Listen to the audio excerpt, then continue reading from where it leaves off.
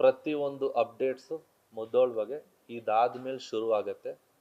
ಇದಾದ್ಮೇಲೆ ನೀವು ಯಾವ ಥರ ನನ್ನ ಸಿನಿಮಾನ ಪ್ರಪೋರ್ಟ್ ಮಾಡ್ತೀರಾ, ಇದು ನನ್ನ ಸಿನಿಮಾ ಅಲ್ಲ, ಇದು ನಿಮ್ಮ ಸಿನಿಮಾ. ಇವಾಗ ನಿಮಗೆ ಇಷ್ಟ ಆಗಿದ್ರೆ ನೀವು ಯಾವ ಥರ ಪ್ರಮೋಟ್ ಮಾಡ್ತೀರಾ ಅನ್ನೋದು ನನ್ನ ಅಸೆಸ್ಮೆಂಟ್ ನನ್ನ ಟೀಮ್ ಮೆಂಬರ್ಸ್ ಜೊತೆ.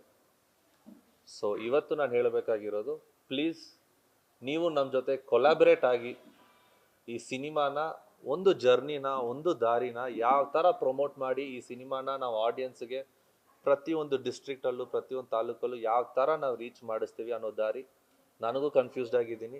ನೀವು ಸ್ವಲ್ಪ ಹೇಳ್ಕೊಡಿ ನಮಗೆ, ಪ್ರತಿಯೊಬ್ಬರೂ ಸೇರಿಕೊಂಡು ಈ ಸಿನಿಮಾನ ರೀಚ್ ಮಾಡೋಣ. ಆಮೇಲೆ ಇದೇ ಥರ ನನ್ನ ಬರ್ಡೇನ ನಿಮ್ಮ ಜೊತೆ ಸೆಲೆಬ್ರೇಟ್ ಮಾಡಬೇಕಾಗಿತ್ತು ಅನ್ನೋದು ಸರ್ ಆಸೆ. ಇವಾಗ ಸಿನಿಮಾನ ನಾವು 85% 90% ಮುಗಿಸಿದ್ವಿ ನಾವು.